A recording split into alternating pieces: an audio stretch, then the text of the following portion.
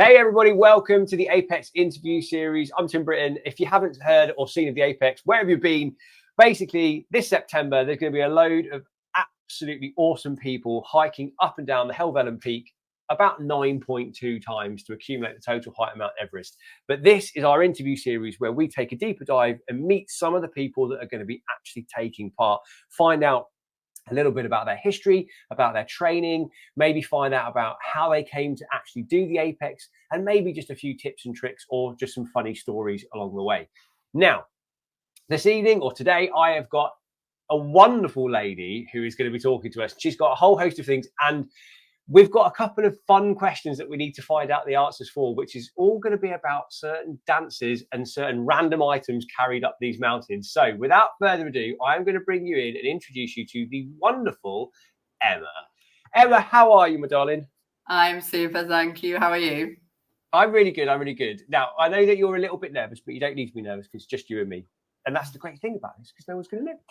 So first and foremost, let's have a little dive into kind of your backstory and your history. So you told me that you haven't always kind of been into fitness and exercise. You've not necessarily been like a super sporty child or anything like that, but you kind of discovered your fitness in quite possibly one of the weirdest and strangest ways, in that you went for a accidental 18-mile walk. Yeah, I did. So growing up, I came from a typical northern family. It was pies before exercise. Saturdays were spent in the pub with full fat Coke, packets of crisps for the kids. I don't ever remember doing any sports with my parents. I think the most I ever got sports-wise as a child was kicking a football in a back alley with the neighbours' kids.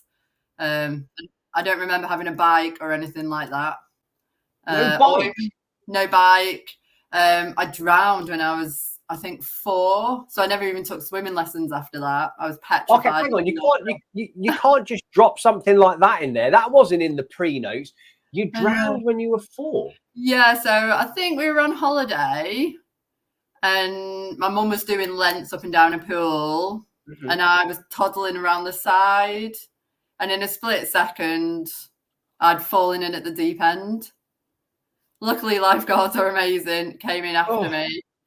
But after that, any holidays, I wouldn't go near the pool. I refused to do swimming lessons at school. I absolutely hated it. I probably didn't even go into the water again until I was about 25. Okay, so hang on. We're going to have to kind of skip forward a slight question, because haven't you signed up to do like 2 triathlons this year? Yeah, so I did a quadrathlon last year, which is a triathlon, a sprint triathlon plus kayaking. So that had a swim section in, and I learned the most basic swim. In fact, for 90% of the swim, I didn't swim. It was in the River Dee. I was able to walk along the side, and I just pretended to swim with my arms. So I was like one of the first in the water and one of the last out.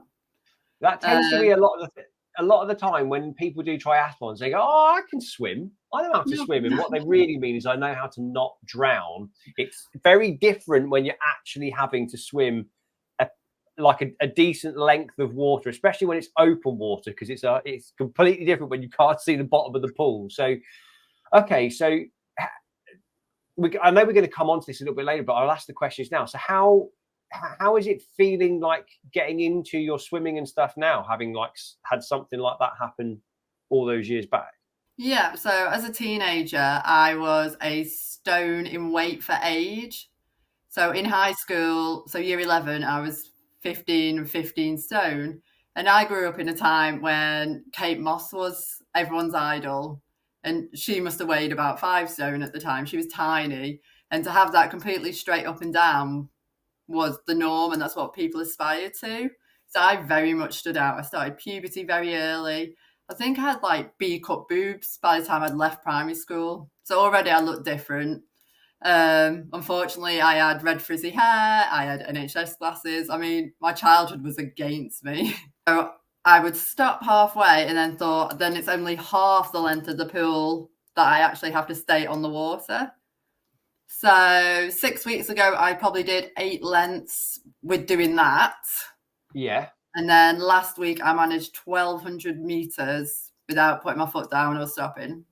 I've just been Wow, consistent, like 5 days a week. So where I had to kick that's my legs huge. before. But you're nearly a mile. You're Yeah, 400 meters off a mile. yeah. That's Honestly, awesome. I feel your pain because I did the same thing when I decided all of a sudden one day I wanted to do a triathlon, and I'd never done them before. So I started swimming and thought I can swim, and I was like, I really don't know how to swim. I can't swim. And I did the same thing, was just like, right, I've just relentlessly got to spend time in the water and swim.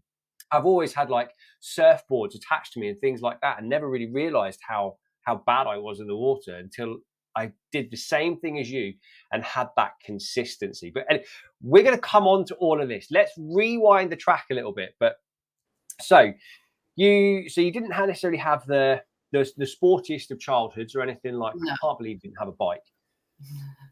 We have to sort that out at some point. We'll see if we can rent a bike. I'll bring one up and we'll go for a little bike ride around Helvellyn. So I know that you kind of said that in your like your early adult life, you struggled with various different conditions and but disorders throughout your life. I know that you said that you'd struggled with eating, and alcohol had played a part and things like that. So how have you found that exercise kind of became a coping mechanism, or like an enabler for some of those things? And have you kind of moved forward and progressed your kind of relationship, I suppose, with exercise as you've got older?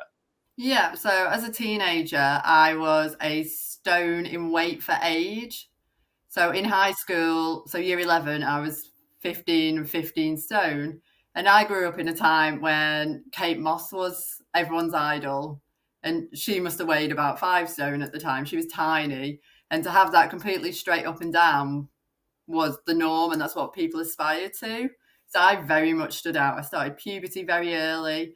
I think I had like B cup boobs by the time I'd left primary school. So already I looked different. Unfortunately, I had red frizzy hair. I had NHS glasses. I mean, my childhood was against me. And then as I got older and I kept getting heavier, and then I discovered alcohol like most of us do as teenagers. And then you want to get dressed up. And then eventually alcohol overtook eating. And I started to lose weight and boys started to notice me.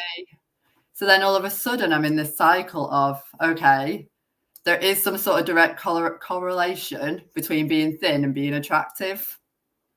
Like during high school, boys never looked at me. And even though it could have been anything, I might have had a rubbish personality, it might have been the NHS glasses, I immediately put that down to my weight. Yeah. So as soon as boys started to like me, all of a sudden those two things clicked. And it must be a case of the skinnier I was, the more attractive I am, which then led to a decade of eating disorders.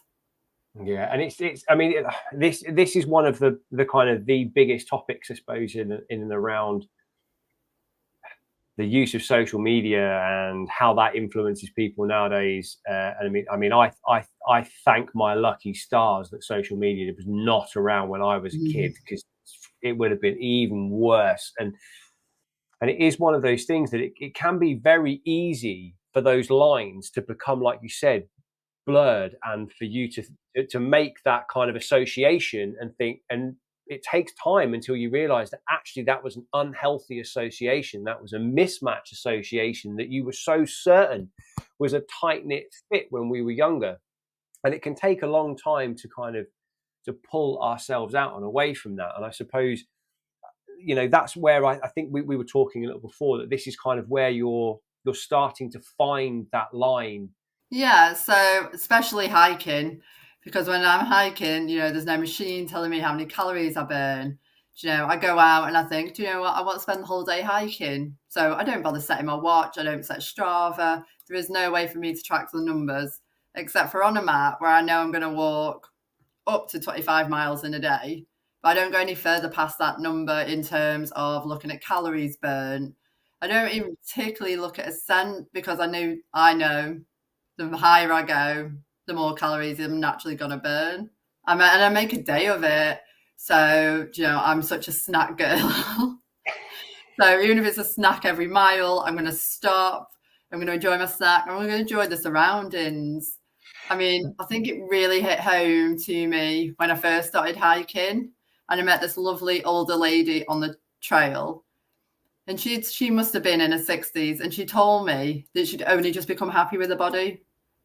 She'd spent Really? she spent most of her life on like Slimming World or going to any of these kind of meetings, and she realized, and as like at most diets, you'll lose that weight initially, and then when you go back to your life, it comes back on. And she said she just spent her entire life like doing that, going to meetings, getting to her goal weight, putting the weight back on. And she said the only thing that she's ever really missed out on is eating the cake. I get it. I understand it. And I mean, I've been a personal trainer, and there's different things that work for different people. But the thing for me is always just learning to listen to your body and just how does it feel? What information, what is it telling you? What feedback is your body giving you? So, for example, go out hiking, you're in the fresh air, you feel the elements. You could see it when you were talking about it. The smile that came across your face for it, the event of the whole day, and that's one of the key things that it keeps reoccurring. Everyone I keep talking to, they keep saying that it's the experience of the day. It's the experience of all of the training, the accumulative effect, not just the event that everyone's actually looking forward to with Apex. It's the training, it's the experience. And that for me, it shows that people are really kind of clicking and understanding with how we should be treating and using our bodies and what actually reflects to us. And I think it's fantastic that other people find this. And I love that you, like you say, I'm going to make a thing of it. I'm going to stop. I'm going to enjoy my snack. I'm going to take these beautiful pictures. And like, if you look on your social media, you've got to check out like your social media, because the pictures are just beautiful and breathtaking. But everything, I've got it open here. That's why I'm glancing across. It's just like smile, smile, smile. Oh, there is a few dog pictures that pop up. Smile, There is. smile, I have a little puppy. And it's just amazing. And that's what, for me, I really, really love. I love that you found this healthier relationship with a form of exercise that really works for you. But I love that you're continuously trying to challenge yourself with these other things as well. So let's think about that and talk about that for a second. So what made you kind of not only pick the Apex challenge, but what made you pick the kind of challenges that you're doing this year, these triathlons and quadrathlons? What kind of made you go, do you know what, I want to do these? It's like I fall into everything, and I'm so incredibly lucky. So last year I was lucky enough to do the National Three Peaks for a charity through work. And to me, it was out in nature. I love nature. It was never going to be an issue. It was never going to be a no from me. I was going to do it. I love mountains. So that was a no-brainer. But then a couple of years previously, I've been doing a talk in a Cotswold store about hiking and women in the outdoors, especially. And it was in the Chester store, and a lady who runs the Chester women's only quadrathlon came up to me and she's like, I think you'll really like this race. And I have this amazing belief that I can do absolutely anything. Never done a race, never done a park run. But in my head, I could do a quadrathlon. I could just do it. So I signed up for the next year, but unfortunately I started getting like premenopausal symptoms. So I deferred it till last year. And I did it. And it felt amazing. I love this. I love it. I don't know what it is. Sorry, go on. The actual boost. And I'm slightly ashamed, but slightly proud. So I came third in my age range. I mean, there was only 4 in my age range, but I came third. It doesn't matter. It does not matter whatsoever. There's an amazing guy called Charles Ookster. I'm not sure if he's still with us, but in his late 70s, he took up bodybuilding. And he had all these gold medals, and he was in this interview, and they were saying, you must be amazing at what you're doing. I mean, look at you, you're so fit, you're strong, and you've got all these medals. And he's an incredibly kind of well-to-do English gentleman. He was like, well, what one must understand is that when you're in the over 70s category, there isn't many people to compete against. And he was the only person that he was competing against, hence the reason why he had all these medals. But he's still the winner. And I think it's fantastic. But it seems to be the case that when people think about ultra events or, races, challenges of any kind of serious substance, that there isn't a lot of thought that goes in. Everyone just kind of instantly hits the button and goes, yep, I'm just going to do it. And it's like you have this aversion to saying no or to doubt or something like that. And I love it. So that's kind of what got you in. So what made you go in for the Apex Challenge then? Because I'm not going to lie, even for the most seasoned veteran, it's a daunting challenge. 9.2 ascents of Helvellyn in a 48-hour window. It's going to be tough. Yeah. So after I remember the exact feeling of crossing that finish line, and I got a hug off the same lady who taught me into it. And in that second, so it's a women's only event. And I got this great big hug, and it was the first time that I felt strong. I felt strong. I hadn't trained to be skinny. I trained to cross the finish line. When you say feel strong, do you mean physically, mentally, a mixture of both? Was it just like a moment of kind of clarity? It was a moment of clarity. It was both. Because individually, when I've been training for it, I would do an individual part and think, oh my goodness, how am I going to pair this up with 3 other events? But during the race, I never even thought about it. And I think one of the nice things about triathlons or quadrathlons is by the time you're tired on one event, you're on to the next discipline. Yeah. You don't have time to be tired. It's just discipline after discipline after discipline. And it uses different muscles. I'm not saying I could ever run an ultra marathon because that's one. But I was able to so I felt mentally strong. I felt my body was physically strong. And bearing in mind at this point, what was I, 38 last year? I'd spent the previous 3 decades punishing myself in some way physically. This year I turned 40. So I really wanted to see what my body was capable of and what my mind is capable of as well. It's like I'm in a mirror. It's exactly what I said to myself. I said to myself, I want to be the fittest I've ever been at 40. I was like, I want to be, and for some reason, I'd said I wanted to do like a full distance Ironman in my 40th year, and I've done a half, and then I was going to do this full Ironman. I was looking for which ones I was going to do, and then other stuff has now come up. So now I'm doing the Apex Challenge, but then before that I'm going to do Endure 24. So I thought, oh well, why not do a 24-hour race? So I mean, I'm just like, yeah, let's give it a go. Why not?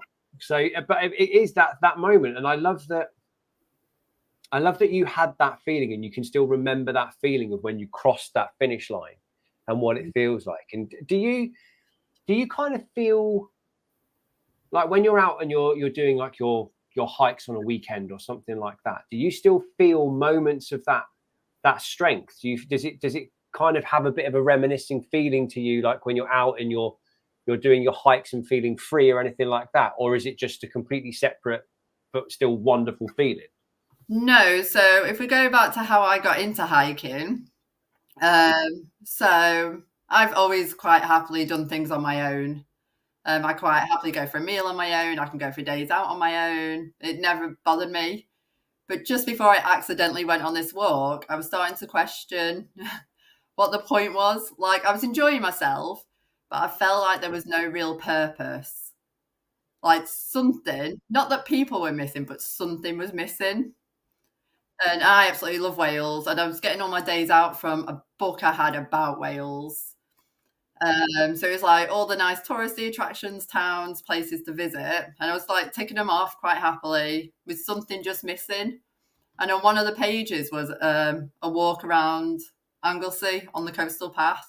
So I thought, you know what, I can give that a go. Like, I don't think I actually realised how far 18 miles was. I was just like, yeah, it seems doable. I had a pair of £10 Tesco leggings on, and I had a pair of old night running trainers on, which I don't think I ever ran in, but I had them, and a hoodie. So, and I I knew nothing of hiking at this time. So I had no GPS maps. I didn't even have a map. I just had this book, which had like step-by-step instructions and then a little drawing of the Anglesey coastal path. But then in my head, so the way I was walking, I just had to keep the sea on the left. I'm walking the coastal path. It's And it's easiest signposted. orienteering. Keep the water on that side and just keep going. You'll be fine. That's all I had to do. And I did it, and I was okay. Like, this is the first time, like, I feel like it was the first time I saw some stuff. It's the first time I'd walked a longer coastal path than anything more than like Blackpool Front, for example. So I was seeing wildlife, I was seeing different kinds of plants, I was sat and watching the waves crash. So I felt really free. And I got to how it started is I parked my car at the end and got the bus to the start. Okay. So I think there were moments in the middle I was like, okay, you just got to keep walking. Your car's at the end. Like, there's no bus about to go past you. You just have to get to your car. And then I got to my car and it was like the thing that had been missing was a sense of purpose. Like, my purpose in that moment was to walk to my car, and I got there and I was so proud of myself. And in that instance, that's what was missing for me on these days when I was going out on my own. Just a sense of purpose. I had to walk, and that was my purpose. And so is that the kind of thing? Like, so when you go out for a hike now, so because you're saying so how do you hike now? Are you like a map, plan out my route? You do the old school orienteering, or do you use like a GPS kind of device, or do you literally just still do the whole wing it and go, well, I'm starting here and I'm going to get up there? So a little bit of both. So I really love a book, and I don't care about the way. I will carry a book. I'm a little bit smarter now. I obviously more aware of my safety. So I do have I have OS maps on my phone. I have GPS, so that it is always there. But I'm still like, you'll see me walking around with my head in a book. I suppose you should explain the story, because we've met Chrissy on a previous interview, and I thought you and Chrissy were like lifelong friends from like years and years and years ago, but that's not the case. You're relatively new friends in terms of years, I suppose.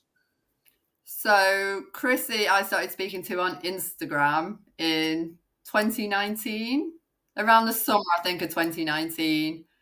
And then that Christmas, that December, someone had organised a meetup in the Peak District. And we both arranged to go. And then we've just been friends ever since. And as for our walk, we're doing it individually, but together. So we're definitely going for individual, and even if we have to stand like a few feet apart, we're in it together. Are you quite similar in terms of like pace and how you kind of attack and approach your walks and things like that, your hikes? It's usually just when we hike together, it's a lot of singing and dancing. So that's how we're going to get up the mountain, just constantly singing and dancing. Not gonna lie, that's going to be helpful for a lot of other people, because I think there's going to be quite a few of us that are struggling on our ways up there. So you were saying you don't mind about carrying a book up, but you've got something else that you've said you're going to stick in your bag and hike up to Helvellyn 9.2 times, which is what? Yeah, it's a bottle of champagne for me and Chrissy when we finish that last step. And just imagine, though, like, it's gone up and down 9.2 times. Imagine the fizz on that when we take the cork off. We're going to have a champagne shower at the end of that. And if I'm carrying it, like, I know what I'm doing it for. Yeah.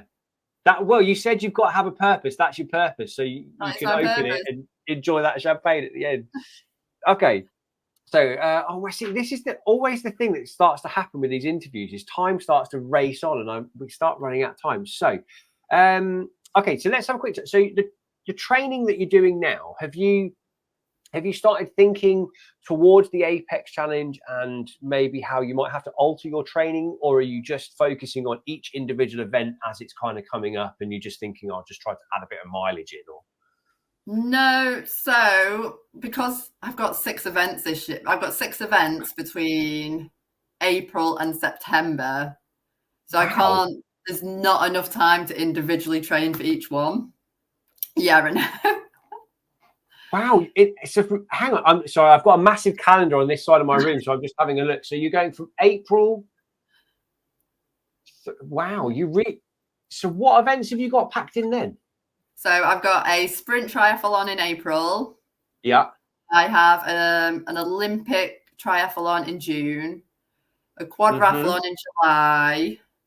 I have got the Tour de Mont cycle event in August. I have the APEX challenge in September, and then literally a week after that, I've got a half marathon. Oh, you'll be fine. Your legs will love that half marathon.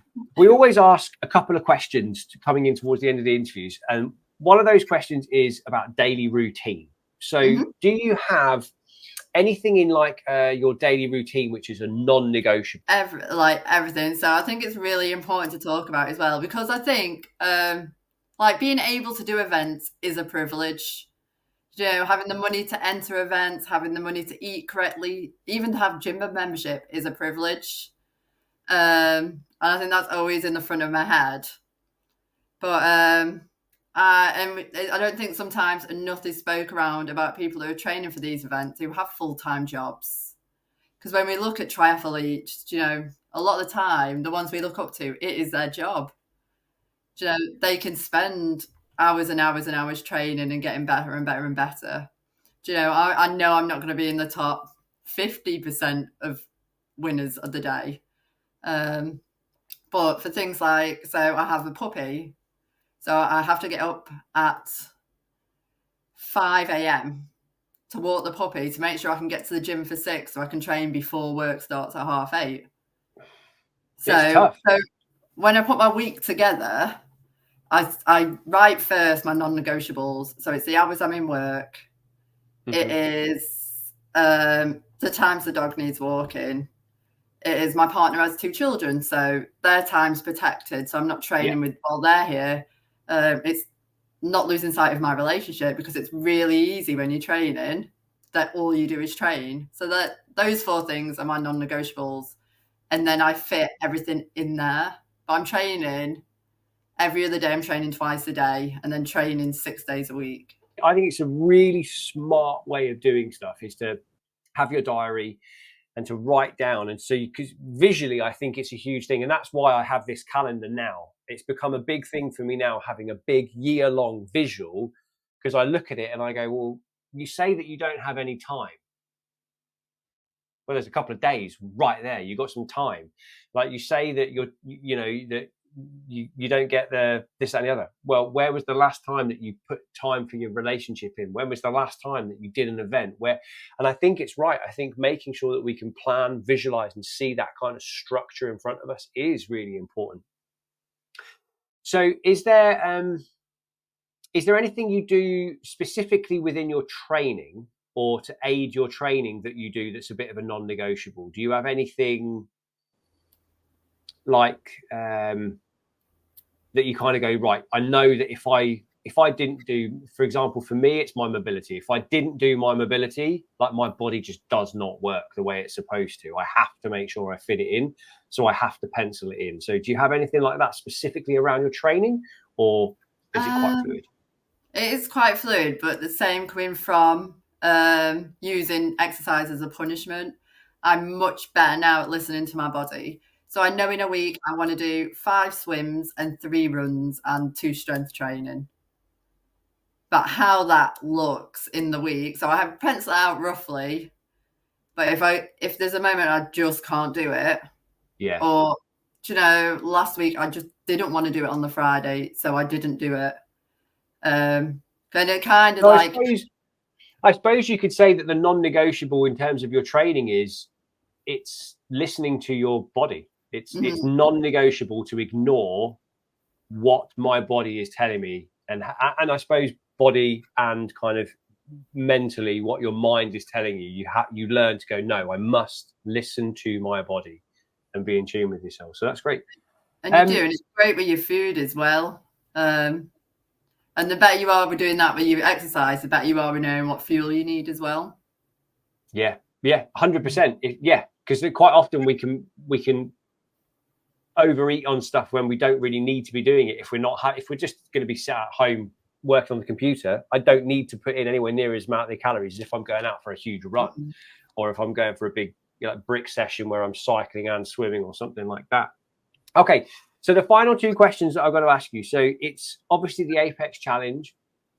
If there's people out there that are thinking about the APEX challenge and things like that, if you could sum up the APEX challenge in one word, what would that one word be? They can't do it in one word. I'm just going to say adventure. It is going to be just the most epic adventure you're ever going to go on. I mean, like, I am terrible for whenever I'm mountain climbing, like all the way up, I'll be like, I hate the up, I hate the up, I hate the up, I hate the up. Ooh, look at that view. I hate the down, I hate the down, I hate the down. But even in a day when I've got multiple mountains, I'll keep doing that repeatedly. And just for that, oh my God, that 5 minutes on the summit, it just is the most amazing feeling. Like, everything you've done to get to that point just fills you with so much joy. And it's just going to be an adventure. It's going to be a mental adventure, a physical adventure. It's going to be an adventure with old friends, new friends. And it's going to be the adventure that sets you on to so many more adventures. This is the thing. I love every answer we hear from people, because for me, it really sums up what this experience means for everybody and what it's bringing to other people. So, okay, so the final question that we ask everyone is, obviously, this is about scaling the cumulative height of Mount Everest. This is about trying to maybe overcome, or maybe it's about us realizing certain things about ourselves or anything like that. So we always ask everyone, what is your Everest? And you've overcome quite a few Everests, I suppose, within your life. But as you sit here right now today, what is your Everest that you're thinking of? My Everest is seeing what my body can do when I'm not being negative to it. Just nothing but positivity to my body. And I think I turned 40 in the July, and then we do this in the September. So it's really going to be the start of the next 4 decades for me, absolutely loving my body. Beautiful.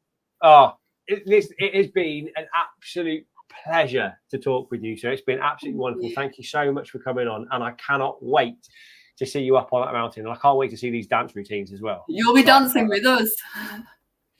Let me know the outfit and I'll make sure I've got it packed in my bag.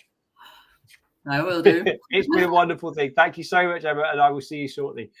Okay, guys, that has been the next deep dive interview.